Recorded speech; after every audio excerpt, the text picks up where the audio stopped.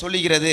அதே ஏசாயா 62ஆம் அதிகாரம் 4ஆம் வசனம் சொல்லுது, நீ இனி கைவிடப்பட்டவள் எண்ணப்படாமலும் உன் தேசம் இனி பாழான தேசம் எண்ணப்படாமலும் நீ எப்சிபா என்றும் உன் தேசம் பியூலம் என்று சொல்லப்படும்.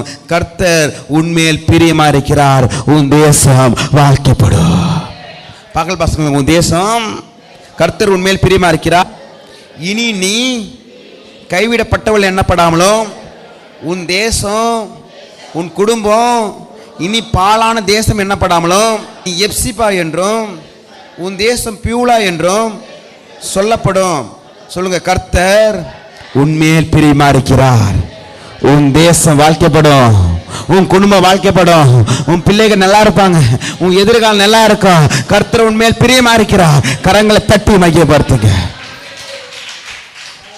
நீங்க கைவிடப்பட்டவள் கிடையாது, கர்த்தரால் ஆணைக்கப்பட்டவர்கள்.